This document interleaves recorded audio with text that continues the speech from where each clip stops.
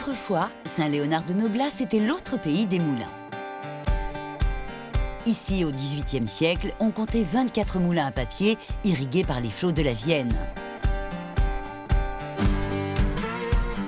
Voici le dernier survivant de cette époque, le moulin du Gau, que vous avez placé en deuxième position. Il produit du papier depuis François Ier. Et pourtant, il a bien failli disparaître, nous raconte Marie-Claire, l'une des guides du moulin.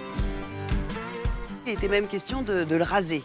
Et c'est à ce moment-là qu'une poignée de bénévoles a eu l'initiative, le pari fou, de sauver le bâtiment et de sauver également l'outil de production à l'intérieur. Ah, revenez donc tous, nous sommes des doux, nous sommes des gars des filles d'amour. Venez au moulin, qu'arrive le train-train, qu'arrive le bon train, au moulin, qu'arrive La renaissance du moulin, François y a contribué.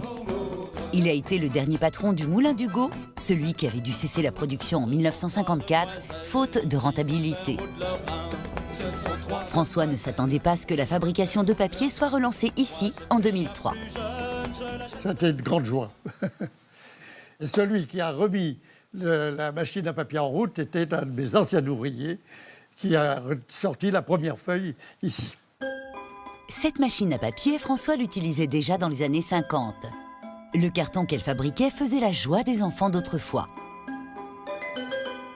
Elle faisait du carton bouilli qui permettait de faire des têtes de poupées comme celle-ci et des petits chevaux en carton comme celui-ci.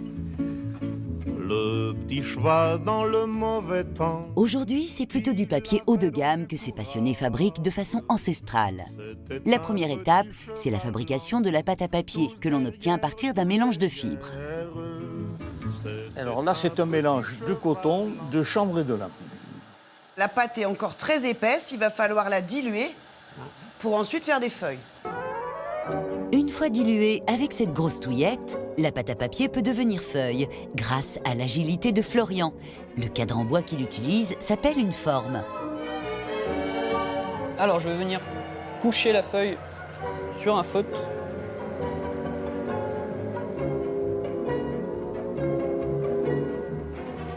Pour libérer la forme et recommencer une nouvelle fabrication. Et voilà une belle feuille qui va passer au pressoir pour éliminer l'eau. Ensuite, Florian et Jacques font sécher les feuilles comme du linge pendant 48 heures. Ici, les papetiers travaillent souvent en binôme, un jeune et un moins jeune. C'est un sentiment de satisfaction qu'on éprouve à voir que des jeunes s'intéressent aux fabrications qu'on faisait autrefois. Des fabrications qui deviennent cartes postales, faire-part ou livres d'art. Mais attention, ce joli papier rend accro. Moi, j'adore respirer cette pâte, comme j'adore sniffer l'encre de l'imprimerie. Et surtout, c'est la production d'un papier somptueux, l'aristocratie du papier, depuis 500 ans. Les amoureux du papier et de l'encre trouveront donc leur bonheur dans ce joli moulin.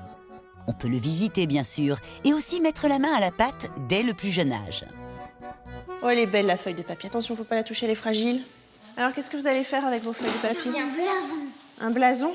D'accord. Moi aussi. Dessiner, que du dessin? Pour faire écrire une lettre. Écrire une lettre. Ah, c'est bien, ça. Une lettre que cette jeune papetière pourrait appeler la lettre de mon moulin.